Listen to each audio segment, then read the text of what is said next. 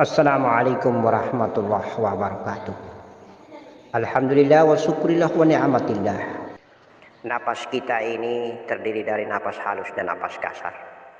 Ingat baik-baik bahwa Allah dalam keadaan zatnya, kemudian mentajalikan dirinya untuk dikenal, maka namanya Nur Muhammad atau sifatnya. Lalu Allah mentajalikan dari Nur Muhammad ini, hadirlah jiwa. Allah dari tadi pada zatnya, kemudian ada pada nur sifatnya, sekarang ada pada jiwa. Insya Allah hadirnya Nur Muhammad, hadirlah seluruh jiwa ciptaan Allah subhanahu wa ta'ala ini. Hadirnya Nur Muhammad, hadirlah jiwa para nabi dan jiwa seluruh umat para nabi. Maka tajali Allah dari zatnya menjadi nur sifatnya, kemudian menjadi jiwa. Antara nur dan jiwa bercampur menjadi nyawa. Kemudian tajali lagi jiwa ini menjadi lebih nyata, menjadi nafas. Keluar di hidung nafas, masuk ke dalam hidung, berkolaborasi membentuk profil seperti batang tubuh, namanya jiwa. Jiwa ditutupi oleh Nur Muhammad, disinari Nur Muhammad, meliputi dan diliputi oleh Nur Muhammad, maka namanya nyawa. Nafas yang keluar di hidung dan masuk di hidung ada dua, nafas kasar dan nafas halus. Nafas kasar itu berada pada rongga hidung sebelah kanan. Nafas halus yang berada pada rongga hidung sebelah kiri. Dia biasanya masuk kemudian membentuk profil jiwa seperti batang tubuh ini. Dia membentuk profil seperti jasad batang tubuh, namanya jiwa. Tugasnya langsung menuju ke zat Allah. Di manakah posisi itu? Posisi di tubuh kita itu di ubun-ubun kepala kita. Apabila dia menuju ke ubun-ubun kepala kita, pasti jelas kita harus mengantuk dalam tafakur, mengantuk dan tertidur dalam keadaan tidak sadar diri, dalam keadaan kita tafakur ataupun kita sholat, insya Allah. Tetapi nafas kasar beda, dia masuk di hidung, kemudian membentuk seperti sosok batang tubuh kita, namanya jiwa.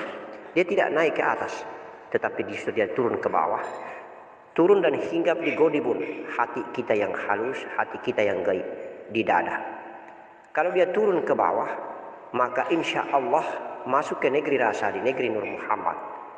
Pada saat kita berzikir, suara sir dan rahasia itu keluar. Allah, Allah, Allah, Allah, Allah.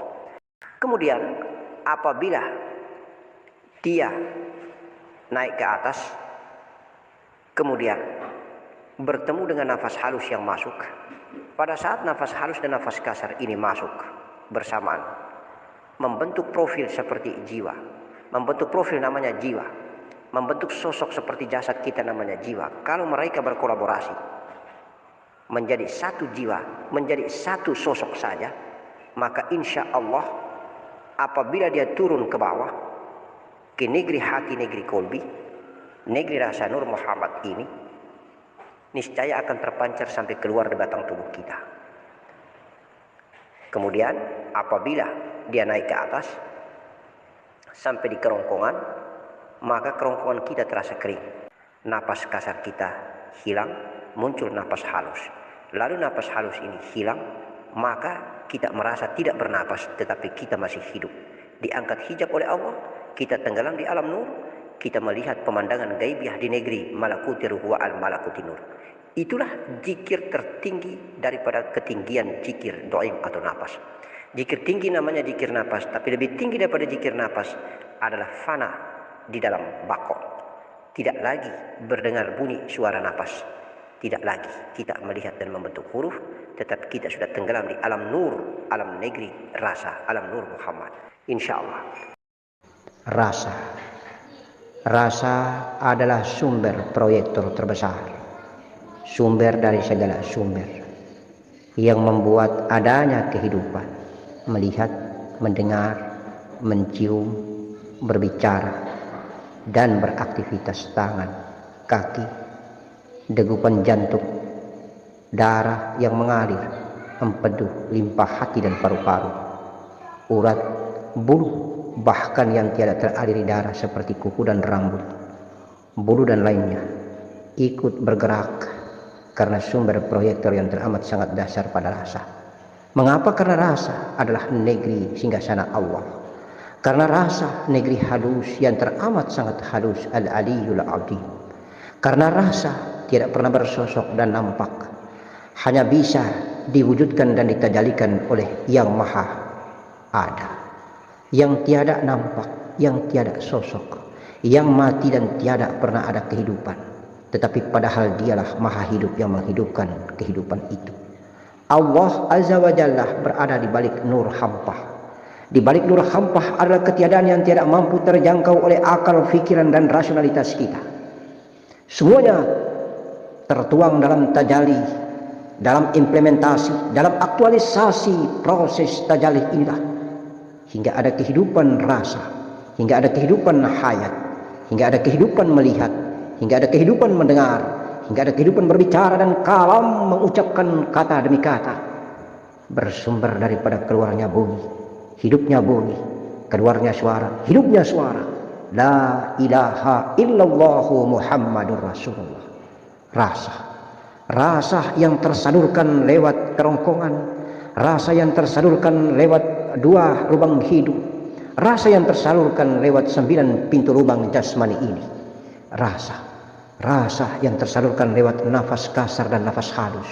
Nafas itu sendiri pun tidak terbentuk dan terwujud serta tersosok dalam sebuah profil apapun juga, kecuali hanya dengan rasa yang mewujud nyatakan nama asmanya bernama nafas. La ilaha illallah Muhammadur Rasulullah. Af'al dalam tajalli terakhir, kemudian fana tenggelam ke dalam asmanya, kemudian asma tenggelam ke dalam sifatnya, sifatnya tenggelam ke dalam zatnya, kemudian menjadi tiada. Tiada di balik rasa, tiada di balik negeri tercinta rasa yang terbungkus dalam kemasan kolbi yang indah, aghalibun. Kontak dan konektivitas itu terjadi daripada tiupan ruh ke dalamnya, dan ruh itu hanyalah nama itulah pada rasa itulah pada napas itulah pada wujud, dan af'al aktivitas zahiriyah, aktivitas batiniyah. Inna lillahi wa inna ilaihi raji'un.